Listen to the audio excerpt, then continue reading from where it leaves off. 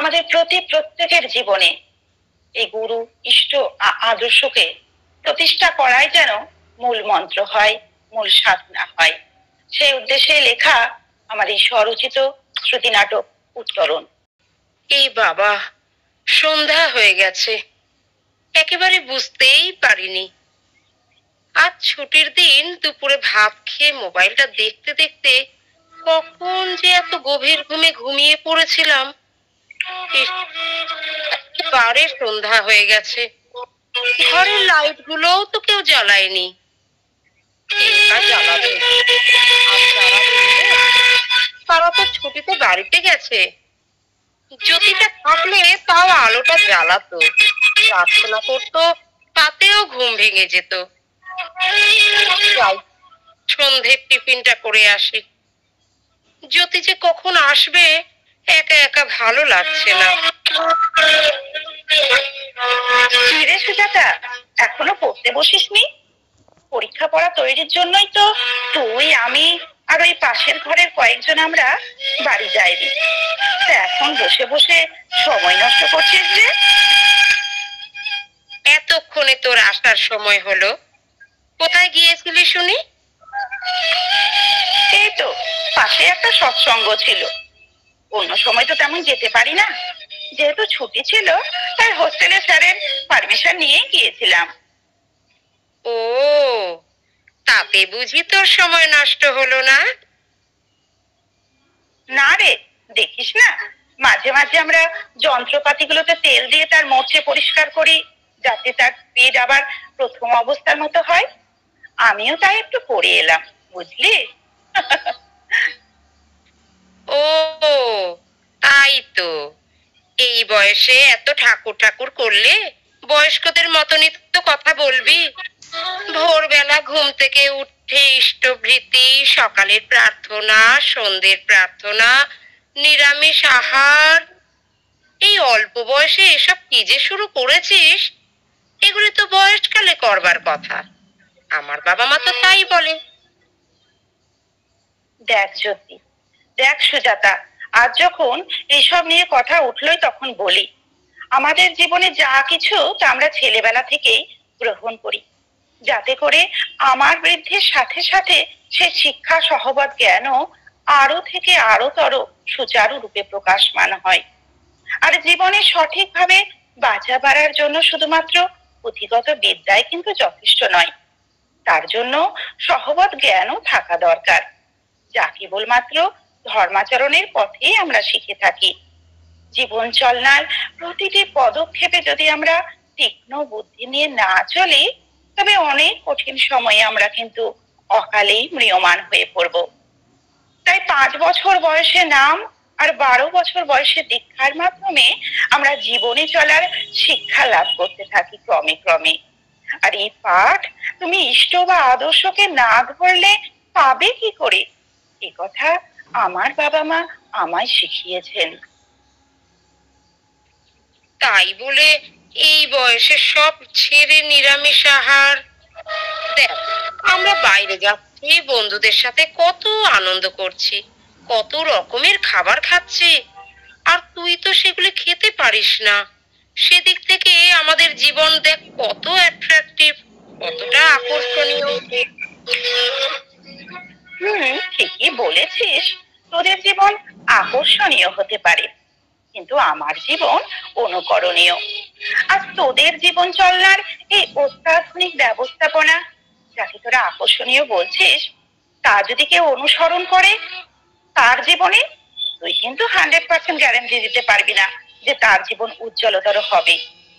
তবে আমি 100% গ্যারান্টি দিতে পারি, আমার ইষ্ট আদর্শকে যদি অনুসরণ করে, আমার জীবন চলনা যদি অনুকরণ করে, তবে তার জীবন জ্যোতির্ময় আলোয় উদ্ভাসিত হবেই হবে। আর তার জন্যই গুরু ধরা, কারণ গুরুই আমাদের অন্ধকার থেকে আলোর পথ দেখান। তাহলে তুই বলছিস যে গুরু না ধরলে জীবন আলোকিত হয় না? কিন্তু এমন অনেক মানুষই তো রয়েছেন যারা এমন ধর্মাচরণ না করেও জীবনে অনেক উন্নতি করেছে। সেক্ষেত্রে আমি অমান্য করছি না। তবে জানিস তো, উন্নতিটা শুধু বাইরের দর্শনীয় হলেই হবে না, তা অন্তর জগতেরও তো প্রয়োজন। এই কর্মজগতের উন্নতির গণ্ডি পার হতে হতেই মানুষের মনে চঞ্চলতা তৈরি হয়, আর সেই চঞ্চলতা থেকেই জীবনে আসে অনেক সমস্যা। তাই মনের ক্লান্তির অবসান শুধুমাত্র নাম ধ্যানের মাধ্যমেই পাওয়া যায়। তাই আমরা যখন দীক্ষার মাধ্যমে লব্ধ এই বীজ মন্ত্র পাই, সেই নাম জপ আমাদের তীক্ষ্ণ করে, আর ধ্যানের দ্বারা আমাদের মনের স্নিগ্ধতা ফিরে আসে। তখন মন হয় শান্ত। আচ্ছা, বুঝলাম। তার জন্য পয়সার কেন প্রয়োজন? ইষ্টভৃতি কেন করব?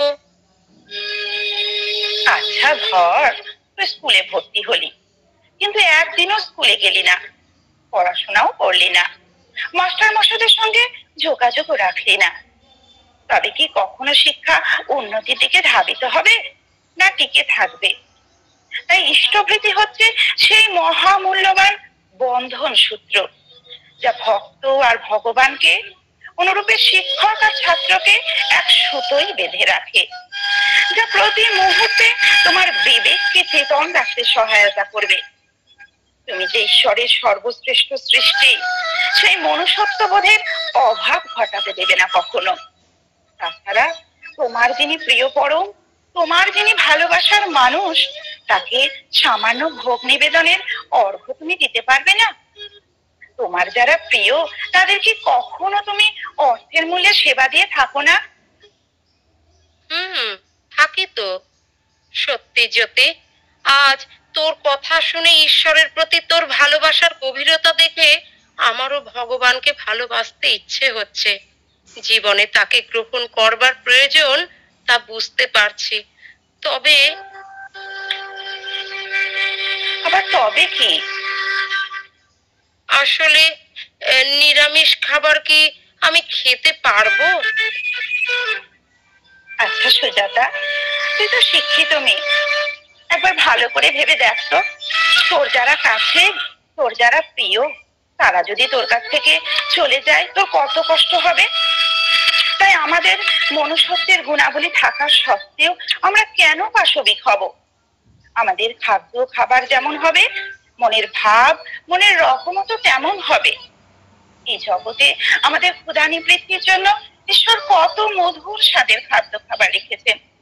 তবে কেন এই হত্যা করে আমাদের লোভ লালসা চরিতার্থ করতে হবে? আমরা কি করে প্রাণী হয়ে প্রাণীকেই খাদ্য হিসেবে গ্রহণ করতে পারি, বলতে পারিস?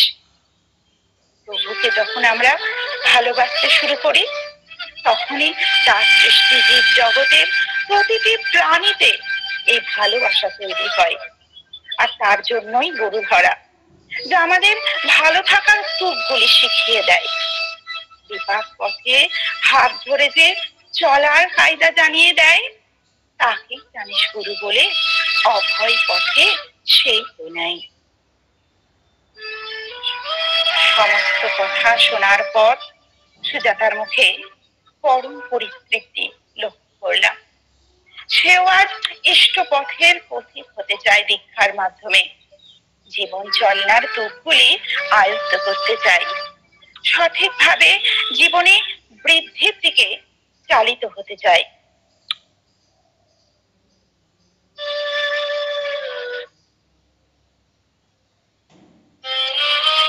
এই শ্রুতি নাটকের দ্বারা তাই একটাই বার্তা সবার সামনে তুলে ধরার চেষ্টা করলাম। আমরা প্রত্যেকেই ঘরের একেবারে শিশু থেকে অর্থাৎ আবাল বৃদ্ধ বনিতা, প্রতিটি জায়গায় যখন আমরা মানুষের মুখোমুখি হব, অর্থাৎ যারাই আমার সংসর্গে আসবে, তারা যেন কেউ বাদ না পড়ে ইষ্টের কথা শ্রবণে। এই ডিপি ওয়াক আমার আপনার প্রত্যেকের জন্যই বরাদ্দ। আজ একটা বাচ্চা মেয়ে যে তার মেসে গিয়ে তার স্টুডেন্ট লাইফেও এমনই ভাবে তার যে সঙ্গী, তাকে চেয়েছে ইষ্টের পথে আনতে।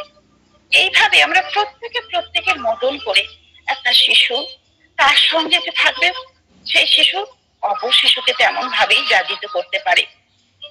একটা স্কুলে পড়া ছেলে, বাচ্চা মেয়ে তারাও পারে তাদের স্কুলের স্যারকে বা তাদের সহপাঠীদেরকে এমন ভাবে ইষ্টের কথা জীবনে। আবার আমরা মায়েরাও ঠিক তেমন ভাবে আমরা আমাদের পরিবারে, আমাদের পাড়া প্রতিবেশীতে, আমাদের দেশে, সমাজে, রাষ্ট্রে এমন ভাবেই ইষ্টের কথা পরিবেশন করতে যেন পারি। পরম পূজ্যপাদ আচার্যদের, পূজ্যপাদ অবিন দাদা এই ডিপিআরকে কথা আমাদেরকে বারে বারে বলছেন। সব সময় সব ক্ষেত্রে আমাদের হয়তো সশরীরে বাড়িতে গিয়ে নির্দিষ্ট সময় নির্ধারণ করে ডিপিওয়ার্ক করা সম্ভব হয় না, কিন্তু ডিপিওয়ার্ক শুধু তেমনটা নয়।